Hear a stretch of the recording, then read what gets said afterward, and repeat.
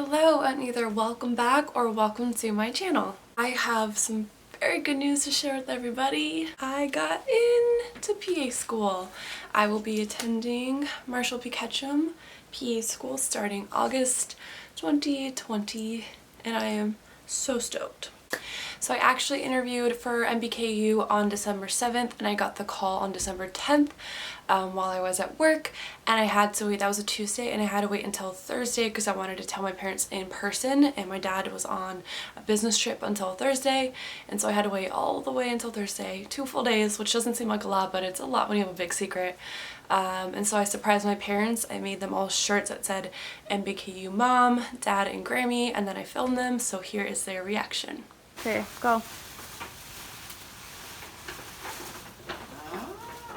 What do we have here? Is that a card or is that just a problem? You got it! Oh my god, really? Oh my god! Congratulations! Thank you. Alright. I also told my best friend Kit, we were both pre-PAs, and she also wants to go to MBKU, so like her and I have been fangirling over the school for a while now. And so I surprised her on my lunch break the day I found out, and this is how she reacted. And mind you, I didn't get the beginning when I actually told her because I didn't want it to be too obvious. But I think she cried way more than I did, so here's her reaction. Are you okay? No, I'm not okay. I shouldn't be this emotional. So with all that said, I kind of wanted to talk about my pre-PA journey and kind of what I did up to my acceptance. I also want to note that I only applied to 4 schools and that it was a really risky decision. I had a lot of messages of people telling me you should really apply to like 8 at least, or all these different ideas, but for me at this time I had only a certain amount of prereqs done and I hadn't taken the GRE yet, so I was like, okay, you know what, I'm gonna try my 4 top schools that I qualify for. My top school I qualified for, which is the school I got into luckily, so I was like, I'm just gonna keep it at 4, and if it doesn't work out, I have a really good job, like I really like it, I'm okay with working more. So I received 1 invitation, interview invitation, 1 acceptance, 2 rejections, and then I withdrew from the last school that I was applying to. So to give a brief background, I went to San Diego State University. I graduated this past May. I got my BS in kinesiology pre-physical therapy and had a minor in honors interdisciplinary studies. It's a mouthful, so I was in the honors program there. I started my patient care experience actually as a physical therapy aide volunteering in the clinic that we had on my campus. So SDSU has their own fitness clinic that's for individuals of the SD community with neuromuscular disability, so it kind of ranges from things where people were born with different diseases or they had like traumatic brain injuries. So I helped as a PT aide, so I did their SOAP notes and like helped rehabilitate them with exercises. I then decided to get my CNA certificate, and that was actually the summer after my freshman year. So the whole summer I moved back home and I did my certificate, and I didn't work yet because it actually took 2 months. It was a really lengthy program and I've talked more about it, but if you have any questions you can ask me. But it took up my whole summer, so I didn't get any hours from that, but it prepared me for the following summers. So with that said, I actually worked as a CNA for only 2 summers, the summer after my sophomore year and summer after my junior year, so it was a total of a little over 6 months of CNA work, which ended up being a little bit over 1,000 or about 1,000 hours total for that.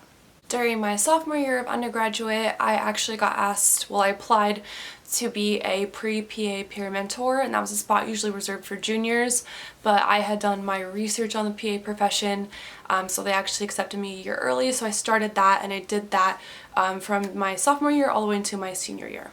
With that role, basically I had 6 pre-PA students, and I kind of helped them through their journey, just asking answering general questions.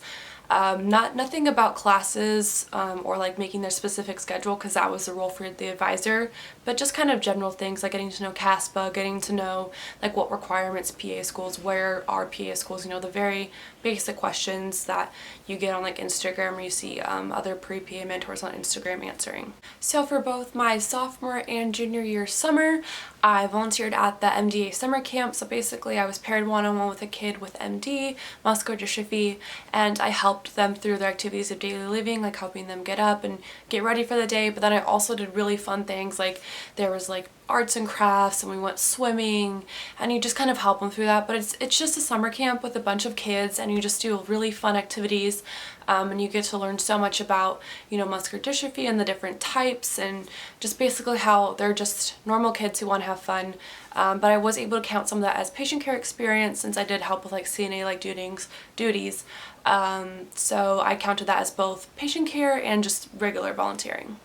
So my junior year, I ran and actually got the position of the pre-PA organization's president. So I got to do that, and I learned a lot about leadership and how to collaborate with, you know, different board members.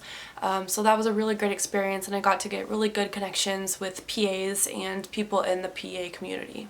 So also my junior year, I was a Pathmaker intern, which is basically you're like a CNA internship type of thing, and you rotate through different areas of the hospital. I actually did a med-surg tele floor, so I helped with the CNAs with cleaning with that, since we had like an elderly ACE pod. And I actually got to help with bagging a dead body, and I got to see kind of the patient dying, which obviously is very sad, and you had to be very respectful to the family. But I learned a lot about death, and I worked with the nurse to like zip up the bag and ask her all those questions, and you know, the logistics of death and whatnot. So that was very interesting. And then my senior year, I decided to go abroad for a full semester, so that was mostly traveling and having fun. However, I did volunteer there. I did help with in the homeless community. We'd pass out clothes and hot food. I was in England, so it was really cold. We passed out like tents and clothes and whatnot. And then I also volunteered at a care home. They were doing a dementia project to see if music and dance helped, you know, re-spark some of the connections in their brains, you know, see if they connected to the music. So I'd actually go and just dance with a room full of British elderly people, and were adorable. It was great. So I did some volunteering while I was abroad, but it was mostly traveling. I went to 15 different countries. My dad's from England, so I got to meet some family from England. So that was just such a great time, and I highly recommend studying abroad. Even if you're pre-med, there's definitely room for it. You just kind of have to plan around it, but really recommend it. If you have any questions for that, I am here to answer them. But yeah, that basically sums up my undergrad experience. I had like other activities and stuff sprinkled in there, but those are like the main things that really impacted my pre-PA journey, and I think really shaped me into the person I am and the provider I will be eventually. Okay, so I'm going to include my stats in a minute, but I just want to put a disclaimer out there that I am not including these to make you feel like you need to have this GPA or do this amount of hours. I just know I like to see other people's stats just to kind of get an idea. So that's what I'm doing. So don't feel judged, or don't judge yourself based on these stats. These are just what I had. People have, you know, you might be stronger where I'm weak and vice versa. So don't compare yourself to my stats at all. I'm going to read them on my phone because I can't remember off the top of my head. But I had about 1,600 hours of patient care experience, so that was between CNA, PT aid, the summer camp, and then now I'm scribing. I forgot to mention that. However, most people counted that as HCE, except for like a couple of schools I applied to. So at the time of my application, I had about 70 HCE hours of scribing. However, I think my school counted it as patient care experience. So I also had 700 volunteer hours.